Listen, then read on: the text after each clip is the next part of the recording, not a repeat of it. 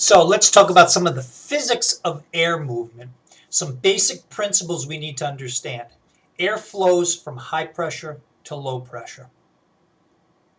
And we live in a situation where we have constant pressure changes. In fact, if you look at the weather map this morning or any morning, you're going to see a map and they're going to have highs and lows. And where those two come together is where you have the high winds. If a high pressure is sitting right over top of you, you get a little wind, not a whole lot. Low pressure sitting over top of you, you might have quite a bit of wind. Where those two come together really closely, you have a lot of wind. So those are pressure dynamics. When we build tight energy efficient houses, we have pressure dynamics that we have to think about.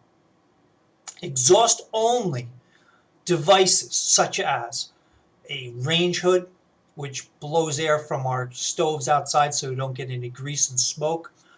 Bath fans, which take our moist air from our bathrooms from a shower, blow that outside. Clothes dryers that are ducted to the outside to take the warm, moist air with the lint in it outside. Make sure you clean those every once in a while on the outside so that they don't get blocked up. These are all exhaust devices. Even a wood stove or your furnace that burns inside air, sends it outside. Those are all exhaust devices. When we have a tight envelope in a house and we blow air out, air has to come back in to replace it.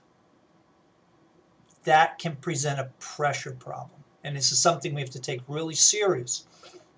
If we have an attached garage, studies show that these exhaust devices in a tight house are making it so that the house has less pressure inside than is outside, and air is trying to get in. Air will try to get in and will try to find the easiest path. And many times that easy path is the connection of the house and the garage. And in Europe, where they've done studies, every time there's an attached garage, they find car exhaust fumes in the house. That can be a potential problem for us. You also can have a wood stove. If you're burning inside air, it's going up a flue. You turn on a number of these exhaust devices all at the same time. Potentially can either make that wood stove not burn so well, or even potentially what they call a backdraft or a puff. You might open up the door, you might get smoke coming into the house. That's a pressure issue.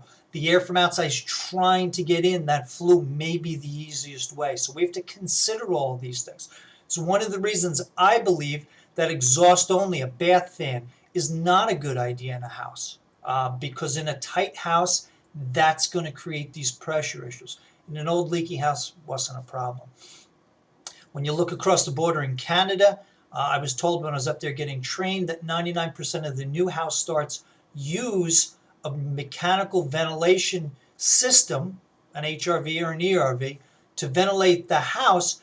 And one of the big reasons they've gone that direction, and it's not forced by code, it's in the code, but it's not forced, is the fact that it makes sense that if we're going to exhaust air out of the house, which we need to do, why do we want to depressurize the house?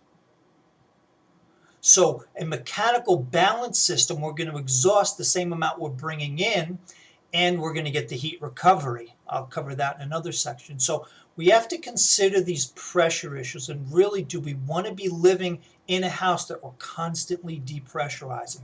So it's something we need to think about as we're moving forward.